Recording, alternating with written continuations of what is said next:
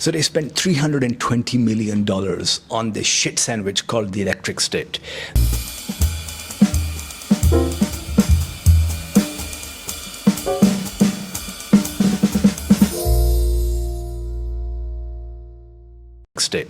That is, of course, Netflix's latest attempt at building a franchise, and who do they hire to do it? The Russo Brothers. What are these two up to? Because they're, aside from the Grey Man, now, okay, let's go back a bit. So forget their work on Arrested Development and all of that stuff. I mean, they really came into their own when they started working on Marvel. Captain America: Winter Soldier, you know, what's it called? Captain America: Civil War, Avengers, Infinity War, Endgame. So these guys, I mean, sort of were a godsend for Marvel because despite their indie roots, despite their small-time, what's it called, provenance, these guys brought to Marvel what I think Kevin Feige was really looking for, was bringing interesting directors, or at least directors who weren't yet cast in the studio mold. They were bringing something fresh, and I think we saw that with the movies. I mean, no one can argue that all of their, at least their Marvel oeuvre, is not perhaps the best of all of the Marvel films to have released of date. But I think since then, they've kind of lost their ways. This is perhaps the wilderness period for the Russo brothers. They're now fat off of those Marvel checks. And let's not forget Amazon checks and now Netflix checks. Amazon checks, why? Because if you've seen, and nobody saw it, let's be honest, I mean, everyone's practically even forgotten it, but they executive produced and they brought to life this god-awful spy TV show / franchise that Amazon, I guess, was hoping to build into something. I don't know. It was called Citadel. Starred Priyanka Chopra and Robert Madden from what's it called, Game of Thrones and Bodyguard. If anyone saw that, that's a great show. You should watch that. It was bad. It was boring, yeah, I think they just couldn't deliver. Couldn't deliver on that. And unfortunately, they haven't been able to deliver on the Electric State, starring Chris Pratt and Millie Bobby Brown. It is an adaptation of Simon Stalenhag's a graphic novel of the same name, and why that name is of relevance is because this guy, known for his retro futurism aesthetic, gave to us, or at least Amazon gave to us, and this is where perhaps you know, they should have stuck with it. I mean, the Electric State should have perhaps been adapted by Amazon, I don't know. Or in this case, the filmmaker or the creator behind Tales from the Loop. Tales from the Loop is also an adaptation of this Swedish author's work. And Nathaniel Halpern, if I'm pronouncing that correctly. And came out in 2021, yes. And I would say one of the best science fiction TV shows from the past. I don't think I can even call it a TV show nowadays. I know I'm old. One of the best science fiction series from the past 5-10 years. One of the best. And that's exactly what this aesthetic, the whole feel that sort of Stalenhag has been going for in his works was able to deliver on. Unfortunately, with the Electric State, you have a movie that is overly long, and I don't want to sound like one of those critics who harp on about the length of a particular you know, film or show or whatever, but when it's this boring, you don't want to sit through 2.5 hours. No, sorry, not 2.5 hours. 2 hours and 8 minutes to be precise.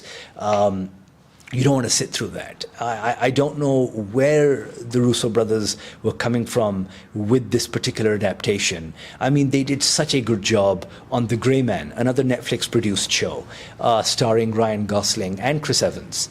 And that film had more action per square inch of any film that was released by sort of Hollywood, or at least America, in that period, in 2022, if I'm not mistaken. But the what's it called? The Electric State, which reportedly, and this now goes back to that whole check business that I was talking about. This reportedly cost $320 million. That's like 2 Avengers movies put together. Citadel apparently cost $300 million. Now, it's clear that the Russo brothers and generations henceforth will be living very, very comfortably. But what are they spending the money on? I mean, it's clearly not... I mean, you know, if Marvel's dishing out like what 200 million for an Avengers movie, that's because it has like 15, you know, cast members. The Electric State barely had like 4. And side note, why are Stanley Tucci and Giancarlo Esposito in everything nowadays? I just don't get it. I mean, I was watching. And there's another person I'm going to mention in a bit, but I just don't get why these 2 guys are in everything. They've become like the Morgan Freeman and Anthony Hopkins of this era. I have a feeling, and if it's true, my sympathies to you guys, but Stanley and Giancarlo, if I can take your first names, if we're that familiar, are you guys having tax problems? Because that's the only reason why you would be taking on shit work after shit work after shit work. We saw Giancarlo in, what's it called? Captain America, Brave New World. We saw him in in Netflix's The Residence, this new comedy show from Shonda Rhimes.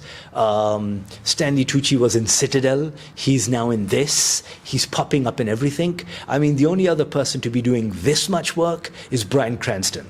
Right after, you know, he made it big with Breaking Bad, he was in everything. I don't want to call him a cockroach, but like, just like, you know, you can find them everywhere. That's what, I mean, Bryan Cranston was in the studio. So the studio is, what, like sort of a spoof on, you know, the studio system and stuff like that. It stars Seth Rogen, pardon me, and of course Bryan Cranston, and it's created by Seth Rogen and Evan Goldberg, and yeah, another Apple show which has, you know, oh, Martin Scorsese is in the first episode. That's fine, but Bryan Cranston's in that as well. So I don't know what's going on with these guys. I mean, sort of, I know come tax season in America, people are like sweating bullets, but like, you know, is life being that bad? I mean, if you were to a couple of, I think, months ago, there was an interview with Jimon Honsu, who said that, as you know, he deserves sort of more leading man roles. He's a really, I like the guy. I've liked the guy ever since his, you know, Gladiator appearance 25 years ago. But for a man who's been mostly, you know, in bit parts and stuff like that, you know, he said that he has been struggling, you know, to make ends meet, which is why you just take on all of these different projects. So, you know, that was a bit of a tangent there, but coming back to The Electric State, not a movie I would recommend you watch, or because, you know, sort of, there's nothing else to watch on the weekend, watch it. But you've seen this before. I mean, Ready Player One. That's, I mean, sort of, I'm not saying these 2 are the same, but I mean, like, you know, Robot Apocalypse, check. Nefarious Corporation, check. Megalomaniac, check. Sort of like, you know, sort of Heart. Or sort of like, you know, in the wise words of Vin Diesel, family. You've got all of that. So we've seen this movie before. I think they could have done a much better job. And if Netflix is thinking of launching a franchise off of the back of this movie, off of the back of this, you know, it's not even a disaster. It's just so dull. It's so painfully dull, and derivative, and a path so well trodden, it's now almost like a road, that I don't know what they were thinking with this. And the Russo brothers, please shape the, I can't swear today, shape the F up. Because, I mean, you know, if you've been given Avengers Doomsday, you better not mess up on that one, or at least take a break. I think you can sort of like, you know, with all that money that you've earned off of Netflix and Amazon and all of these people, I mean, I'm sure you guys have pocketed like 100 mil each. Go off somewhere to like a deserted island and like, you know, sort of come back to us when you have, you know, those creative juices flowing, or at least better ideas, because the Electric State, but